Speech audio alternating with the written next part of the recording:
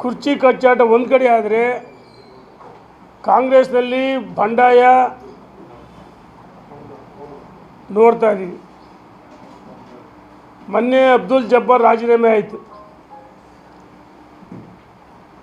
ಅಲ್ಪಸಂಖ್ಯಾತರ ಘಟಕಕ್ಕೆ, ಮೈನಾರಿಟಿ ಮೋರ್ಚಾ. ಇಂದು ರಾಜಕೀಯ ಕಾರ್ಯದರ್ಶಿಯ ರಾಜೀನಾಮೆ ಕೊಡಲಿಲ್ಲ. ಮೇಲಿಂದ KN ರಾಜಣ್ಣ ಮಾನ್ಯ ಮುಖ್ಯಮಂತ್ರಿಗಳು ಬೆಂಬಲಿಗರನ್ನು ಯಾವ ರೀತಿ ರಾಜಣ್ಣನ ಕಿತ್ತಾಕಂತ ಹೇಳಿದ್ರು ಕಿತ್ತಾಕಿದ್ರು. ರಾಜೀನಾಮೆ ಕೊಡೋಕ್ಕೆ ಅವಕಾಶ ಕೊಡಲಿಲ್ಲ, ಅದು ವಿವರಣೆ ಕೊಡೋಕ್ಕೂ ಅವಕಾಶ ಕೊಡಲಿಲ್ಲ. ರಾಜಕೀಯ ಕಾರ್ಯದರ್ಶಿ ನಜೀರ್ ಅಹಮದ್ ರಾಜೀನಾಮೆ ಕೊಡ್ಬೋದು ಅಂತ ಮುಖ್ಯಮಂತ್ರಿಗಳು ವೆಯ್ಟ್ ಮಾಡಿದ್ರು. ರಾಜೀನಾಮೆ ಕೊಡದ ಇದಕ್ಕೆ ಸುರ್ಜೇವಾಲ ಕಿತ್ತಾಕ್ರಿ ಅಂತೇಳಿ ಕಿತ್ತಾಕಿರಿಂದು. ಇನ್ನು ಜಮೀರ್ ಅಹಮದ್ದು ಬೆಳಗ್ಗೆ 11 ಗಂಟೆಗೆ ಭೇಟಿ ಮಾಡೋಕ್ಕೆ ಹೇಳಿದ್ರಂತೆ. ನನಗೆ ಪೂರ್ಣ ಮಾಹಿತಿ ಇದೆ. ವಿಳಂಬ ಆಗಿದ್ದಕ್ಕೆ ಅಂಬೇಡ್ಕರ್ ಜಯಂತಿಗೆ ಮಾನ್ಯ ಮುಖ್ಯಮಂತ್ರಿ ತೆರಳಿದ್ದಕ್ಕೆ ಇಂದು ರಾತ್ರಿ 8 ಗಂಟೆಗೆ ಭೇಟಿ ಮಾಡೋಕ್ಕೆ ಹೇಳಿದ್ದಾರೆ. ಇಂದು ರಾತ್ರಿ 8 ಗಂಟೆಗೆ ಚರ್ಚೆ ಮಾಡ್ಬೇಕಂತ ಹೇಳಿದ್ದಾರೆ. ಬಹುಶಃ ನನ್ನ ಮಾಹಿತಿ ಪ್ರಕಾರ ಜಮೀರ್ ಅಹಮದನ್ನು ಸಹ ಸಚಿವ ಸಂಪುಟದಿಂದ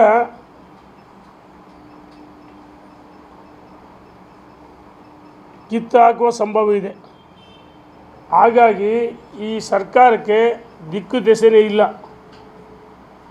ಇವರ ಕುರ್ಚಿ ಕಾಳಗ, ಇವರ ಸ್ವಾರ್ಥ, ರಾಜ್ಯದ ಮತದಾರರು ಪ್ರಜ್ಞಾವಂತ ಮತದಾರರು ಮತ ಕೊಟ್ಟಿದ್ದಾರೆ. ಜನರ ಋಣವನ್ನು ತೀರಿಸ್ಬೇಕಂತ ಹೇಳಿ ಮುಖ್ಯಮಂತ್ರಿಗಳಿಗೂ ಕಾಳಜಿ ಇಲ್ಲ, ಉಪಮುಖ್ಯಮಂತ್ರಿಗಳಿಗೂ ಕಾಳಜಿ ಇಲ್ಲ, ಸಚಿವರುಗಳಿಗೆ, ಶಾಸಕರಿಗೆ ಯಾರಿಗೂ ಕಾಳಜಿ ಇಲ್ಲ. ಇವ್ರದ್ದು ಕೇವಲ ಸ್ವಾರ್ಥ ರಾಜಕಾರಣ. ಕುರ್ಚಿ ಕಚ್ಚಾಟ ಒಂದು ಕಡೆ ಆದರೆ ಕಾಂಗ್ರೆಸ್ನಲ್ಲಿ ಬಂಡಾಯ ನೋಡ್ತಾ ಇದ್ದೀವಿ. ಮೊನ್ನೆ ಅಬ್ದುಲ್ ಜಬ್ಬಾರ್ ರಾಜೀನಾಮೆ ಆಯಿತು ಅಲ್ಪಸಂಖ್ಯಾತರ ಘಟಕಕ್ಕೆ, ಮೈನಾರಿಟಿ ಮೋರ್ಚಾ.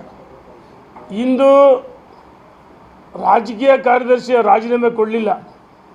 ಮೇಲಿಂದ KN ರಾಜಣ್ಣ ಮಾನ್ಯ ಮುಖ್ಯಮಂತ್ರಿಗಳು ಬೆಂಬಲಿಗರನ್ನು ಯಾವ ರೀತಿ ರಾಜಣ್ಣನ ಕಿತ್ತಾಕಂತ ಹೇಳಿದ್ರು ಕಿತ್ತಾಕಿದ್ರು. ರಾಜೀನಾಮೆ ಕೊಡೋಕ್ಕೆ ಅವಕಾಶ ಕೊಡಲಿಲ್ಲ, ಅದು ವಿವರಣೆ ಕೊಡೋಕ್ಕೂ ಅವಕಾಶ ಕೊಡಲಿಲ್ಲ. ರಾಜಕೀಯ ಕಾರ್ಯದರ್ಶಿ ನಜೀರ್ ಅಹಮದ್ ರಾಜೀನಾಮೆ ಕೊಡ್ಬೋದು ಅಂತ ಮುಖ್ಯಮಂತ್ರಿಗಳು ವೆಯ್ಟ್ ಮಾಡಿದ್ರು. ರಾಜೀನಾಮೆ ಕೊಡದ ಇದಕ್ಕೆ ಸುರ್ಜೇವಾಲ ಕಿತ್ತಾಕ್ರಿ ಅಂತೇಳಿ ಕಿತ್ತಾಕಿರಿಂದು. ಇನ್ನು ಜಮೀರ್ ಅಹಮದ್ದು ಬೆಳಗ್ಗೆ 11 ಗಂಟೆಗೆ ಭೇಟಿ ಮಾಡೋಕ್ಕೆ ಹೇಳಿದ್ರಂತೆ. ನನಗೆ ಪೂರ್ಣ ಮಾಹಿತಿ ಇದೆ. ವಿಳಂಬ ಆಗಿದ್ದಕ್ಕೆ ಅಂಬೇಡ್ಕರ್ ಜಯಂತಿಗೆ ಮಾನ್ಯ ಮುಖ್ಯಮಂತ್ರಿ ತೆರಳಿದ್ದಕ್ಕೆ ಇಂದು ರಾತ್ರಿ 8 ಗಂಟೆಗೆ ಭೇಟಿ ಮಾಡೋಕ್ಕೆ ಹೇಳಿದ್ದಾರೆ. ಇಂದು ರಾತ್ರಿ 8 ಗಂಟೆಗೆ ಚರ್ಚೆ ಮಾಡ್ಬೇಕಂತ ಹೇಳಿದ್ದಾರೆ. ಬಹುಶಃ ನನ್ನ ಮಾಹಿತಿ ಪ್ರಕಾರ ಜಮೀರ್ ಅಹಮದನ್ನು ಸಹ ಸಚಿವ ಸಂಪುಟದಿಂದ